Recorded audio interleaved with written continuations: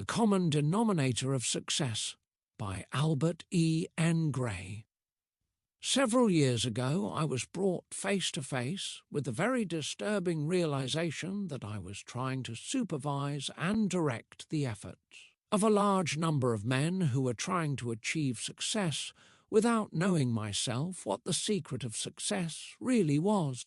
And that, naturally, brought me face to face with the further realization that regardless of what other knowledge I might have brought to my job, I was definitely lacking in the most important knowledge of all. Of course, like most of us, I'd been brought up on the popular belief that the secret of success is hard work, but I had seen so many men work hard without succeeding, and so many men succeed without working hard, that I had become convinced that hard work was not the real secret, even though in most cases it might be one of the requirements. And so I set out on a voyage of discovery which carried me through biographies and autobiographies and all sorts of dissertations on success and the lives of successful men until I finally reached a point at which I realized that the secret I was trying to discover lay not only in what men did, but also in what made them do it. I realized further that the secret for which I was searching must not only apply to every definition of success, but since it must apply to everyone to whom it was offered, it must also apply to everyone who had ever been successful. In short, I was looking for the common denominator of success, and because that is exactly what I was looking for, that is exactly what I found. But this common denominator of success is so big, so powerful, and so vitally important to your future and mine that I'm not going to make a speech about it. I'm just going to lay it on the line in words of one syllable, so simple that everyone can understand them. The common denominator of success, the secret of success of every man who has ever been successful, lies in the fact that he formed the habit of doing things that failures don't like to do. It's just as true as it sounds, and it's just as simple as it seems. You can hold it up to the light, you can put it to the acid test, and you can kick it around until it's worn out, but when you are all through with it, it will still be the common denominator of success, whether you like it or not. It will still explain why men have come into this business of ours with every apparent qualification for success and given us our most disappointing failures, while others have come in and achieved outstanding success, in spite of many obvious and discouraging handicaps. And, since it will also explain your future, it would seem to be a mighty good idea for you to use it in determining just what sort of a future you are going to have. In other words, let's take this big, all-embracing secret and boil it down to fit the individual you. If the secret of success lies in forming the habit of doing things that failures don't like to do, let's start the boiling down process by determining what are the things that failures don't like to do. The things that failures don't like to do are the very things that you and I and other human beings, including successful men, naturally don't like to do. In other words, we've got to realize right from the start that success is something which is achieved by the minority of men, and is therefore unnatural and not to be achieved by following our natural likes and dislikes, nor by being guided by our natural preferences and prejudices. The things that failures don't like to do, in general, are too obvious for us to discuss them here, and so, since our success is to be achieved in the sale of life insurance, let us move on to a discussion of the things that we as life insurance men don't like to do. Here, too, the things we don't like to do are too many to permit specific discussion, but I think they can all be disposed of by saying that they all emanate from one basic dislike peculiar to our type of selling. We don't like to call on people who don't want to see us and talk to them about something they don't want to talk about. Any reluctance to follow a definite prospecting program, to use prepared sales talks, to organize time, and to organize effort are all caused by this one basic dislike dot, perhaps. You have wondered what is behind this peculiar lack of welcome on the part of our prospective buyers. Isn't it due to the fact that our prospects are human too? And isn't it true that the average human being is not big enough to buy life insurance of his own accord, and is therefore prone to escape our efforts to make him bigger or persuade him to do something he doesn't want to do by striking at the most important weakness we possess, namely our desire to be appreciated? Perhaps you have been discouraged by a feeling that you were born subject to certain dislikes peculiar to you, with which the successful men in our business are not afflicted. Perhaps you have wondered why it is that our biggest producers seem to like to do the things that you don't like to do. They don't. And I think this is the most encouraging statement I have ever offered to a group of life insurance salesmen. But if they don't like to do these things, then why do they do them? Because by doing the things they don't like to do, they can accomplish the things they want to accomplish. Successful men are influenced by the desire for pleasing results.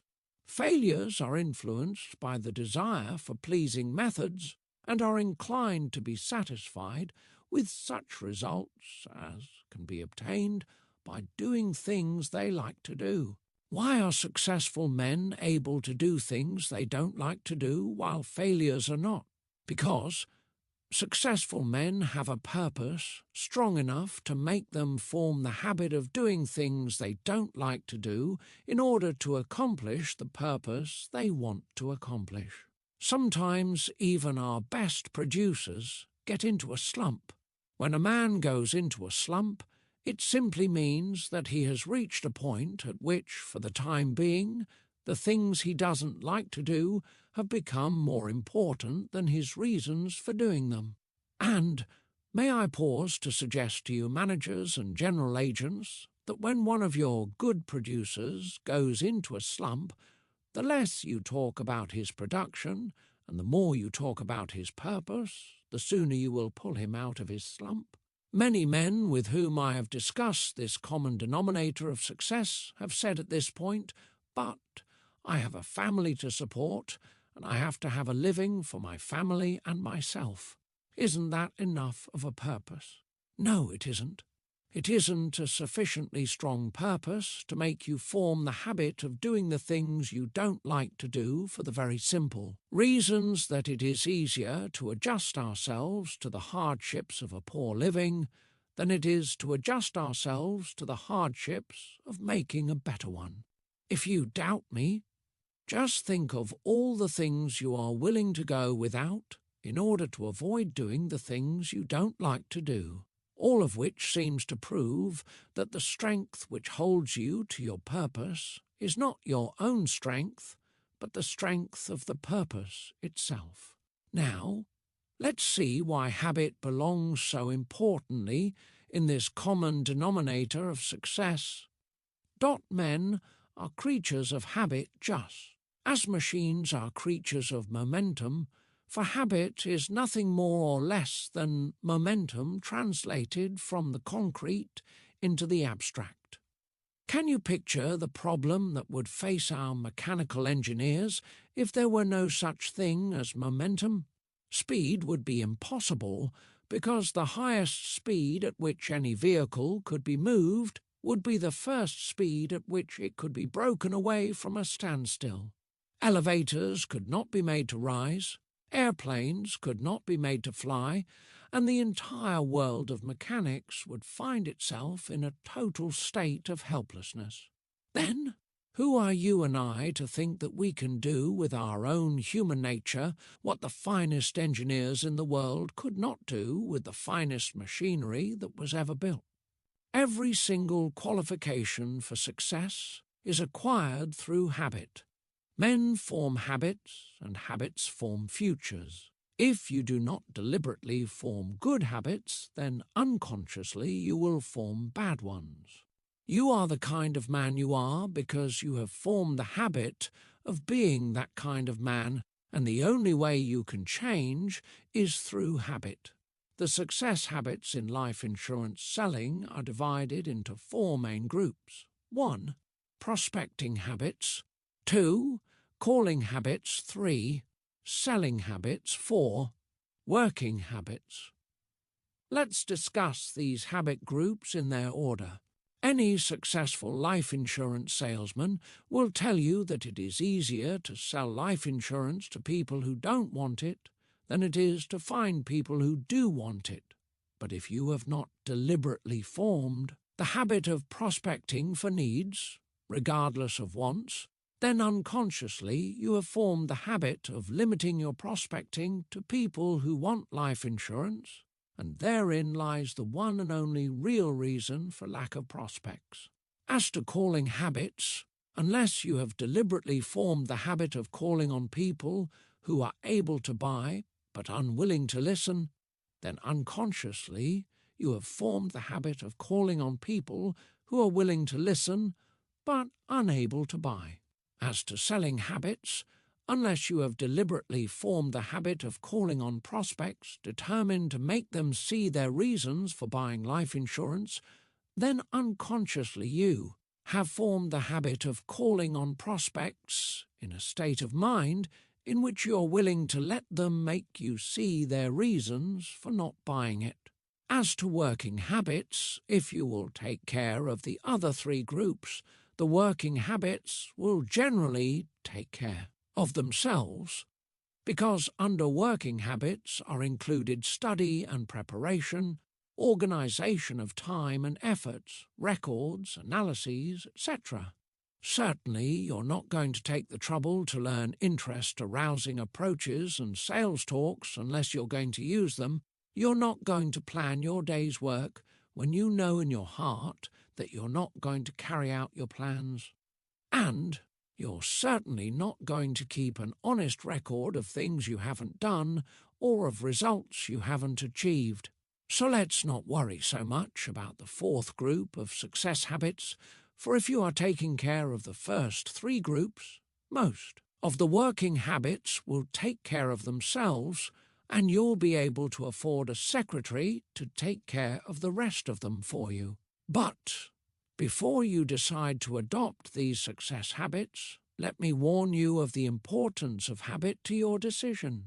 I have attended many sales meetings and sales congresses during the past 10 years and have often wondered why, in spite of the fact that there is so much good in them, so many men seem to get so little lasting good out of them. Perhaps you have attended sales meetings in the past and have left determined to do the things that would make you successful, or more successful, only to find your decision or determination waning at just the time when it should be put into effect or practice. Here's the answer. Any resolution or decision you make is simply a promise to yourself, which isn't worth a tinker's dam unless you have formed the habit of making it and keeping it. And you won't form the habit of making it and keeping it unless right at the start you link it with a definite purpose that can be accomplished by keeping it. In other words, any resolution or decision you make today has to be made again tomorrow, and the next day, and the next, and the next, and so on. And it not only has to be made each day, but it has to be kept each day, for if you miss one day in the making or keeping of it, you've got to go back and begin all over again.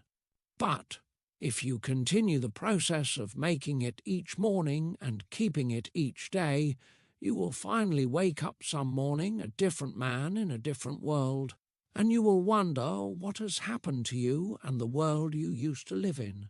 Here's what has happened. Your resolution or decision has become a habit, and you don't have to make it on this particular morning. And the reason for your seeming like a different man living in a different world lies in the fact that for the first time in your life, you have become master of yourself and master of your likes and dislikes by surrendering to your purpose in life. That is why behind every success there must be a purpose, and that is what makes purpose so important to your future. For, in the last analysis, your future is not going to depend on economic conditions or outside influences of circumstances over which you have no control. Your future is going to depend on your purpose in life. So, let's talk about purpose. First of all, your purpose must be practical and not visionary. Some time ago, I talked with a man who thought he had a purpose which was more important to him than income. He was interested in the sufferings of his fellow man, and he wanted to be placed in a position to alleviate that suffering. But when he analysed his real feeling, we discovered, and he admitted it, that what he really wanted was a real nice job dispensing charity, with other people's money and being well paid for it, along with the appreciation and feeling of importance that would naturally go with such a job. But in making your purpose practical, be careful not to make it logical. Make it a purpose of the sentimental or emotional type. Remember, needs are logical while wants and desires are sentimental and emotional. Your needs will push you just so far, but when your needs are satisfied, they will stop pushing you. If, however, your purpose is in terms of wants and desires, then your wants and desires will keep pushing you long after your needs are satisfied and until your wants and desires are fulfilled. Recently, I was talking with a young man who long ago discovered the common denominator of success without identifying his discovery. He had a definite purpose in life, and it was definitely a sentimental or emotional purpose. He wanted his boy to go through college without having to work his way through as he had done. He wanted to avoid for his little girl the hardships which his own sister had had to face in her childhood, and he wanted his wife and the mother of his children to enjoy the luxuries and comforts and even necessities which had been denied his own mother. And he was willing to form the habit of doing things he didn't like to do in order to accomplish this purpose. Not to discourage him, but rather to have him encourage me, I said to him, "Aren't you going a little too far with this thing? There's no logical reason why your son shouldn't be willing and able to work his way through college just as his father did.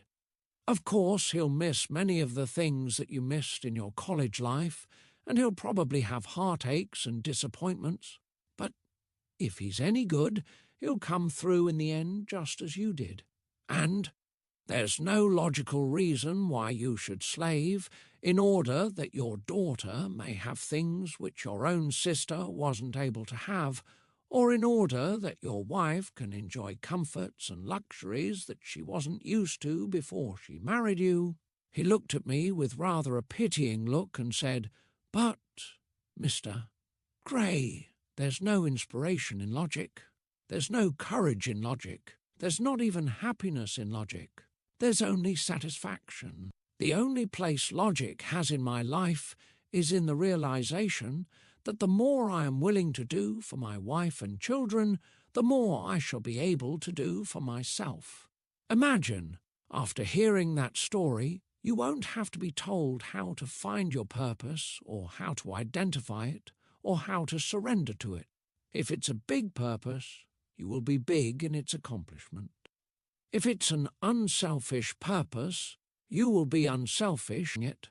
And if it's an honest purpose, you will be honest and honourable in the accomplishment of it. But As long as you live, don't ever forget that while you may succeed beyond your fondest hopes and your greatest expectations, you will never succeed beyond the purpose to which you are willing to surrender. Furthermore, your surrender will not be complete until you have formed the habit of doing the things that failures don't like to do.